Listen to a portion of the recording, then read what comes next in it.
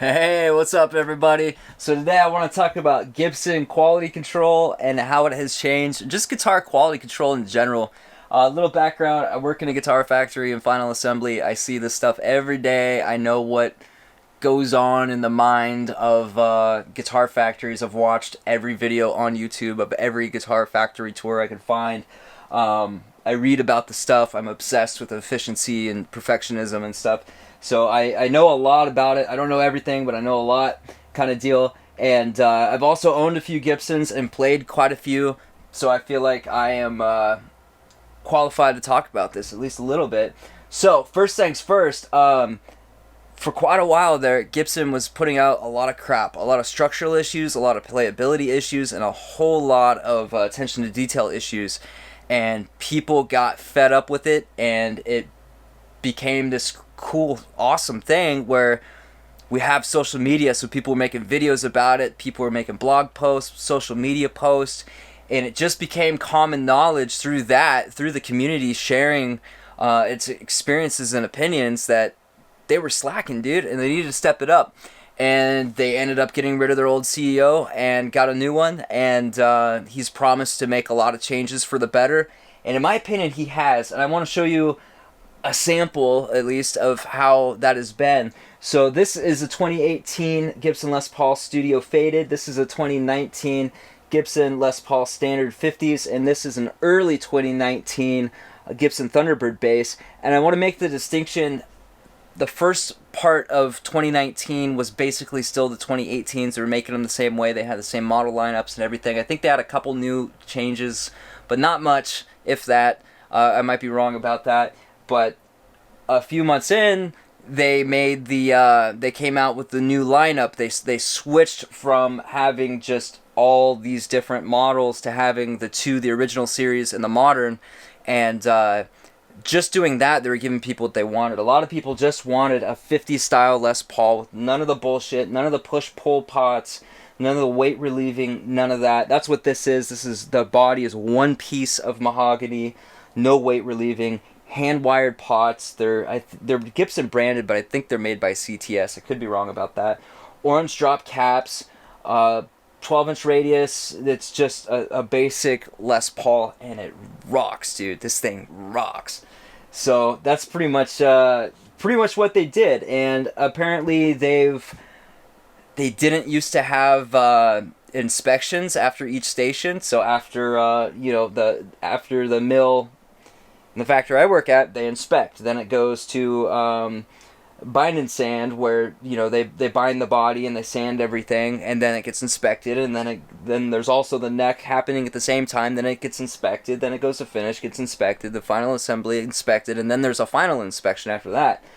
And they weren't doing that, which is insane, but they are now, and it shows. So in my opinion, they've really stepped it up. When I bought this one about a year ago, I played every single Les Paul in the store, and I was kind of disappointed. I felt like the Epiphones were just as good. They didn't really have quite the same feel because they were poly and not nitro, and the attention to detail wasn't quite there. You could tell the hardware was a little cheaper, but it didn't feel like it was worth the difference at all. It didn't feel like I was getting my money's worth if I went for a Gibson instead of a Epiphone, except for with this one. This was on sale, and I think it was like $700 or something, and this guitar rocks. It's got its issues, but it rocks, dude. It just, the way it sounds, the way it resonates, I just get it, and it gets me, and I get along really well with this guitar. So this one's early 2019, as I said, basically 2018, and it's got some issues too, but I got this one for a crazy deal too. This one has a couple cosmetic issues, and that's basically it. So let me let's get up and close in detail and take a look at some of this stuff. Let's look at the finish first. They've done something with their finish that is different, and I haven't heard anybody comment on this. Look at it. Let's see if I can get this to focus first of all. All right, there we go. It's locked on. You see how sharp the light is? Follow that little light. See how sharp it is? And see how it's not really changing shape very much? Not changing shape much. Well, right there it does quite a bit, but that's where the grain changes. That means that the surface is flat and it's smooth, and it's very shiny. You can see notice the reflection in the wood up here. Notice how it's almost like a mirror. It's very shiny, and notice how clear it is. You can clearly see the wood grain. Very clear. Everything's nice and sharp and crisp. It looks good, right? It feels really good too. It's extremely smooth. It feels really good on your hands. It's like, I don't know, it's like a girl's skin or something. I can't think of a non-creepy way to say that, but it is what it is, I guess. So this is an early 2019 before they switched and made all these changes.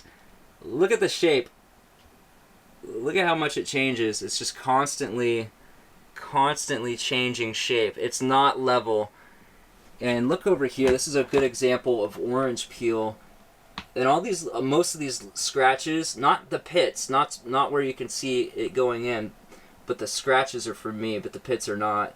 See how it's like rough on the outside? Let's see if we can get this focus a little bit better. No, focus on the light. There you go. See how it's like the outside of the circle is rough? That's from all the orange peel on there. It just doesn't look as good. And this part has no tint on it or anything. This is stained darker or painted darker. I don't know which. I'm not a finish guy. But this is just bare wood with clear over it, and it just has a slightly like cloudy look to it. It just doesn't look as good, and it doesn't feel as good either. Even when it's freshly polished, like I can polish them both with the Music Nomad stuff, and they'll both feel good, but this one doesn't feel quite as slippery and smooth. It just doesn't feel as good. And you can see all the orange peel up here. See the reflection of the light, like up in here? It just looks, it's not as much of a mirror.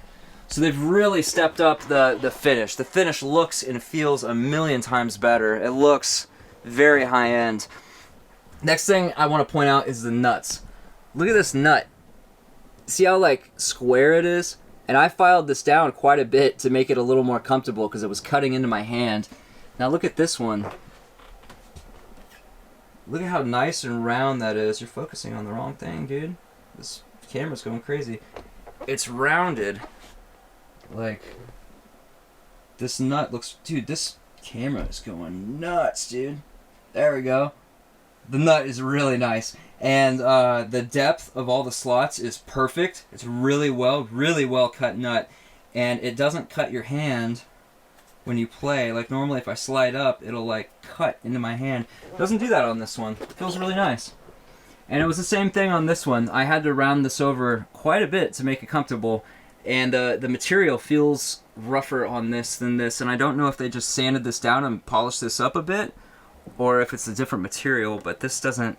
They say that this is Tectoid, and I don't know what they say this is. This might be Tectoid too, I don't know. Feels better, looks better, it's cut right. The depth on this was not perfect. The depth on this was definitely not even close. It was very high, and the strings were like barely resting on it. I also had a 2018 Flying V, and you know, on the Flying V, go look at a picture of it, or I'll put one on the screen if I remember. So the nut's very narrow, and then the tuners are like all the way out here for the high E and the low E, right? Yeah.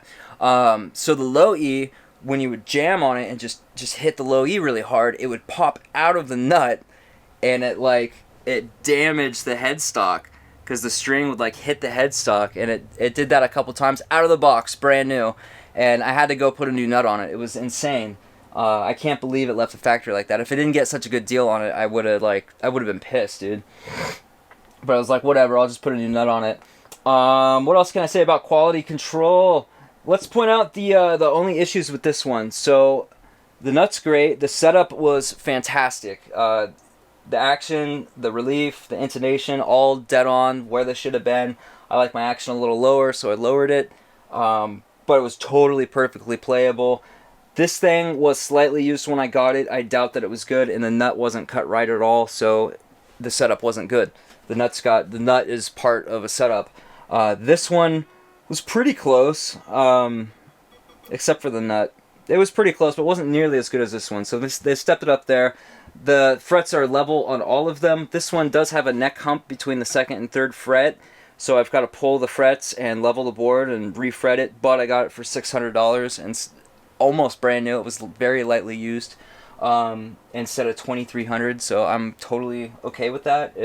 despite that, it's an amazing bass to play. I love playing it. Sounds great, looks great, feels great. Besides the finish being not as good as this one, but whatever. I can buff it. I've got access to a buffing wheel.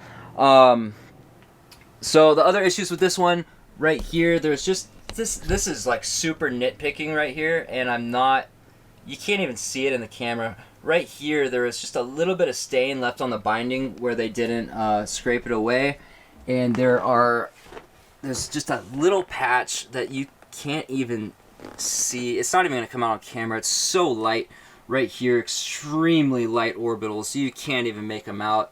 And the fretboard was just a little bit rough where they scraped it. You're going to have a hard time seeing that too. And this is really easy to fix. You just take some like 320 or 400 grit sandpaper, probably 400, and put it on a stick and just go back and forth and smooth it out a little bit, and it's good to go. There was a little piece of lacquer, or maybe it was paste fill or something, on the right here on the fretboard. I just scraped it off with a razor blade, and it's good as new. This one had so Gibson's, and they're still doing this. I don't know why. They really need to fix this, but the fretboards are extremely dry when you get a new Gibson.